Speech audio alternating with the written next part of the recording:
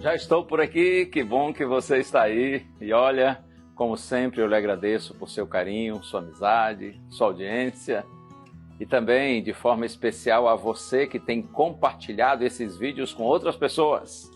Vamos seguir, levando a palavra de Deus para todos que nós pudermos alcançar, porque a palavra de Deus é luz, que guia os seus filhos por um caminho seguro.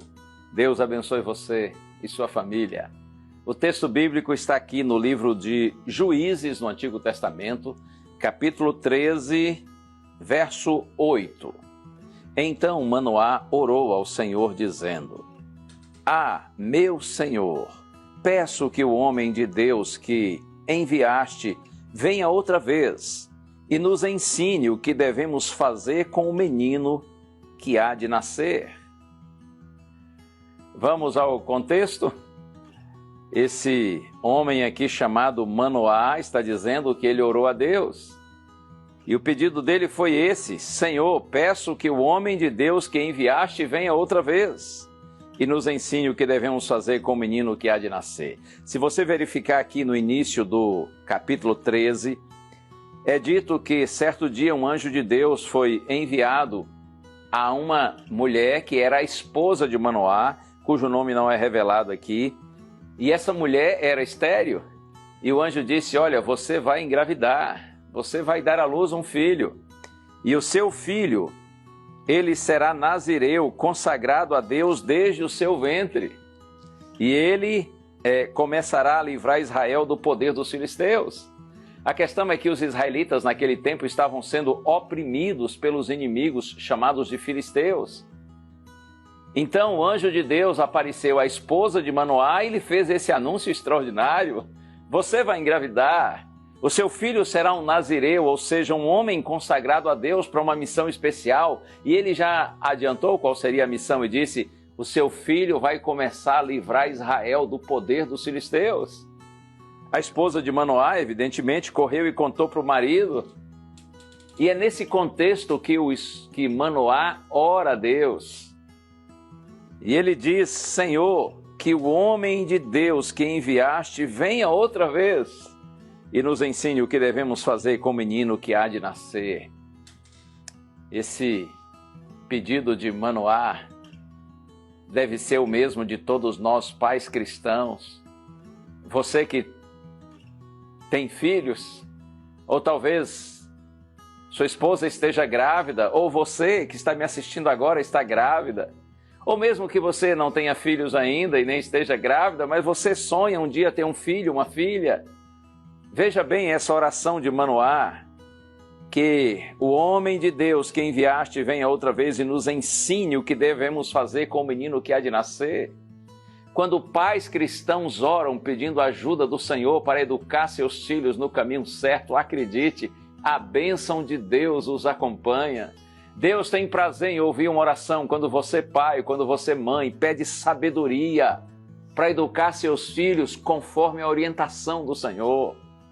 Deus ouviu a oração de Manoá, está escrito aqui no verso seguinte: Deus ouviu a oração de Manoá e o anjo de Deus veio outra vez. Eu gosto muito de um texto da autora americana Ellen White, que está no livro Parábolas de Jesus, página 195. Ela diz assim: a educação e instrução dos filhos para serem cristãos é o mais elevado serviço que os pais podem prestar a Deus. Ouviu bem? Eu repito para você: a educação e instrução dos filhos para serem cristãos é o mais elevado serviço que os pais podem prestar a Deus. Não há nada mais precioso para Deus em termos do seu serviço, do seu trabalho para Ele, você que é pai, você que é mãe, do que quando você procura educar seus filhos para serem cristãos. Ou seja, quando você procura levar seus filhos a Jesus, para que eles conheçam Cristo, se tornem pessoas convertidas ao Senhor e andem nos caminhos de Deus. Esse é o melhor serviço que você, pai, você, mãe, pode prestar a Deus. Que Ele lhe abençoe nesse propósito, que Ele abençoe sua família. Vamos orar? Ó Deus bendito, nessa hora eu te peço especialmente por aqueles pais que estão orando comigo, e que oram pelos seus filhos. Abençoa estes homens e mulheres, Senhor.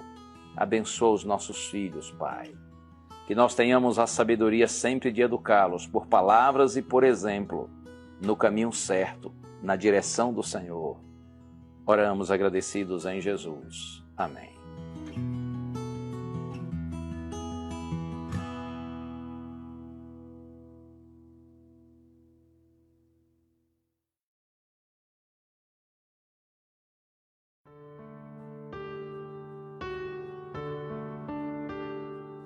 Neemias capítulo 2, do verso 5 ao verso 8 está escrito: E respondi ao rei, se for do agrado do rei, e se o seu servo puder contar com a benevolência do rei, que ele me deixe ir à cidade de Judá, onde meus pais estão enterrados, para que eu possa reconstruí-la. Então o rei, com a rainha sentada ao seu lado, perguntou-me: Quanto tempo levará a viagem? Quando você voltará? Marquei um prazo com o rei, e ele concordou que eu fosse. E a seguir acrescentei: se for do agrado do rei, que me dê cartas aos governadores do Trans-Eufrates, para que me deixem passar até chegar a Judá. Que me deem também uma carta para Asaf, guarda da floresta do rei, para que ele me forneça madeira para as vigas das portas da cidadela, que fica junto ao templo, do muro da cidade e da residência que irei ocupar. Visto que a bondosa mão de Deus estava sobre mim, o rei atendeu os meus pedidos. Muitas vezes nós nos encontramos no meio de um caos, de uma tribulação, uma tristeza, passando por uma enfermidade, enfim, em meio a certas dificuldades que a vida nos proporciona. E em certos momentos não sabemos como reagir ou quando reagir.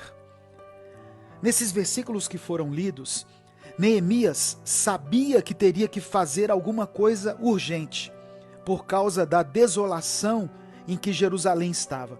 Mas ele precisava de uma aprovação do rei para agir, e também de uma carta de recomendação, para fazer com que os recursos fossem providenciados. Mas tudo isso só poderia ser feito após a declaração do rei. Assim somos nós em meio à vida.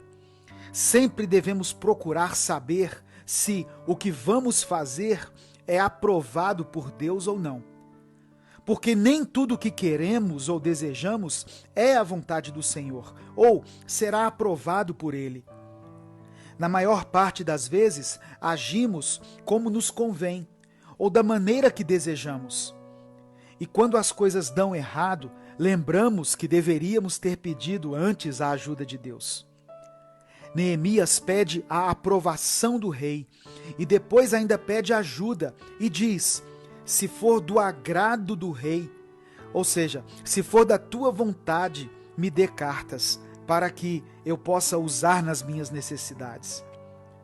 Se eu e você agíssemos assim em relação a Deus, teríamos êxito em nossa vida.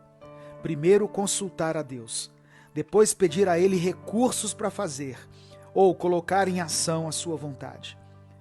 Quando soubermos como agir diante de Deus, o nosso Rei, teremos melhores resultados, ou pelo menos seremos menos fracassados, menos decepcionados. Eu quero orar por você. Pai amado e querido, obrigado, porque sabemos que a Tua graça nos basta.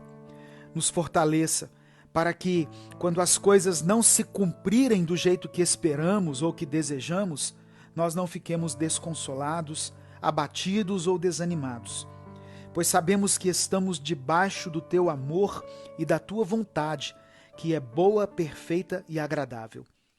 Que o Senhor possa nos dar direção, humildade e discernimento para entendermos os Seus propósitos e ouvirmos a Sua voz de comando, porque assim estaremos prontos para